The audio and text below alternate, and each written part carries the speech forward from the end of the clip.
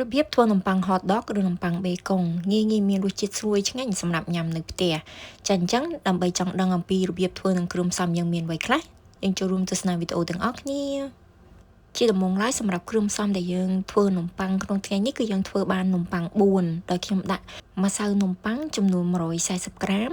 ម្សៅមីចំនួន60ក្រាមហើយបន្ទាប់មកខ្ញុំបន្ថែមមេនំប៉័ងរបស់យើងនឹងចំនួនកន្លះស្លាបព្រាកាហ្វេហើយខ្ញុំបន្ថែមអំបិលបន្តិចស្ករអំពៅនឹងចំនួន1ស្លាបព្រាបាយហើយបន្ទាប់មកយើងដាក់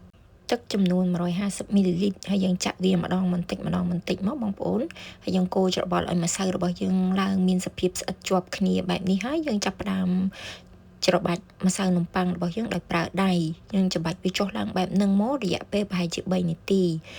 ចាឥឡូវឃើញថាម្សៅរបស់យើងបានហាប់ល្អហើយអញ្ចឹងគឺយើងចាប់ផ្ដើមផ្អាប់ម្សៅរបស់យើងទុកដែលយើងយកថង់ប្លាស្ទិកបែបនេះមកគ្របយើងផ្អាប់វាទុករយៈពេលប្រហែលជា1ម៉ោង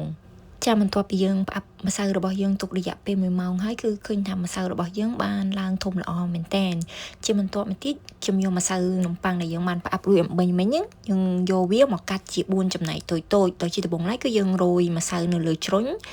ដើម្បីកុំឲ្យនំប៉័ងរបស់យើងនឹងស្អិតជាប់ជ្រុញហើយបន្ទាប់មកខ្ញុំធ្វើការកាត់នំប៉័ងរបស់យើងនឹងជា4ដុំតូចៗបន្ថែមទៀតជាបន្តមកទៀតយើងធ្វើការបត់នំប៉័ងរបស់យើងជារាងបែបនេះបងប្អូនយើងបត់ហើយបន្ទាប់មកយើងយកក្រណាត់ឬក៏ស្បៃយើងមកគ្របផ្អាប់ម្សៅរបស់យើងទុករយៈពេល15នាទីបន្ថែមទៀតជាបន្តមកទៀតគឺខ្ញុំមានបេកុងរបស់យើងចំនួន4បន្ទះនិងសាច់ក្រករបស់យើងចំនួន4បើសិនបើបងប្អូនអត់ប្រើសាច់ក្រកដូចខ្ញុំទេបងប្អូនអាចប្រើ hot dog ក៏បានដែរទៅតាមចំណង់ចំណូលចិត្ត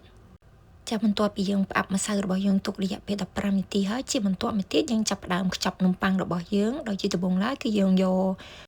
ដងឈើដែលមានរាងមូលបែបនេះបងប្អូនយើងសង្កត់ម្សៅរបស់យើងឲ្យមានរាងសំប៉ែតវែងបែបនេះមកហើយជាបន្ទាប់មកទៀតយើងពលាម្សៅរបស់យើងបន្តិចហើយបន្ទាប់មកយើងដាក់សាច់ក្រករបស់យើងឬក៏ hot dog ហ្នឹងយើងដាក់តម្រៀបចូលគ្នាហើយយើងខ្ចប់មុខនំប៉័ងរបស់យើងឲ្យបានជិតល្អបែបនេះបន្ទាប់ពីយើងខ្ចប់វាបានជិតល្អហើយយើងលុញវាប្រហែលជា4-5តង់មកដើម្បីឲ្យសាច់នំប៉័ងរបស់យើងនឹងបានហាប់ល្អចាជាបន្តមកទៀតយើងចាប់ផ្ដើមខ្ចប់នំប៉័ងរបស់យើងជាមួយបេកុងហើយសម្រាប់ការខ្ចប់ហ្នឹងគឺយើងខ្ចប់ដូចគ្នាជាមួយនឹង hot dog អញ្ចឹងគឺយើងខ្ចប់វាឲ្យបានជិតល្អហើយបន្ទាប់មកយើងលុញម្សៅនំប៉័ងរបស់យើងចុះឡើងបែបនេះមកឲ្យវាបានហាប់ចូលគ្នាល្អជាការស្រេចចាឥឡូវយើងបានខ្ចប់នំប៉័ងរបស់យើងរួចរាល់ហើយជាបន្តមកទៀតយើងចាប់ផ្ដើមរៀបចំដាក់នំប៉័ងរបស់យើងដុតដែលយើងតម្រៀបនំប៉័ងរបស់យើងនៅលើกระดาษ cooking sheet បែបនេះហើយបន្ទាប់មកយើងរោយម្សៅមីរបស់យើងពីលើបន្តិចបែបនេះមកហើយបន្ទាប់មកយើងចាប់ផ្ដើមកាត់នំដែលយើងប្រើកន្ត្រៃបែបនេះបងប្អូនយើងកាត់វារាងបឆាហើយបន្ទាប់មកយើង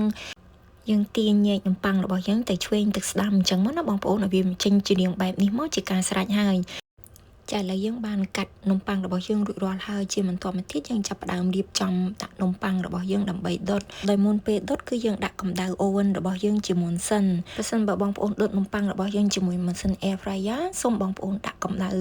ម៉ាស៊ីនរបស់យើងជាមុនសិនដែលយើងប្រើភ្លើង250វ៉ាត់ហើយយើងដាក់កម្ដៅវាប្រហែលជា5នាទីជាមុនសិនបន្ទាប់ពីយើងកម្ដៅ oven របស់យើងរួចរាល់ហើយគឺយើងរៀបចំដាក់ដុតនំប៉័ងដោយសម្រាប់កម្ដៅដុតនេះដែរគឺខ្ញុំប្រើភ្លើង250ហើយខ្ញុំដុតនំប៉័ងរបស់យើងរយៈពេល15នាទីចាស់ឲ្យសម្រាប់កម្ដៅនិងរយៈពេលដុតនេះដែរសូមបងប្អូនធ្វើការបន្ថែមបន្ថយទៅតាមម៉ាស៊ីនដែលបងប្អូនប្រើ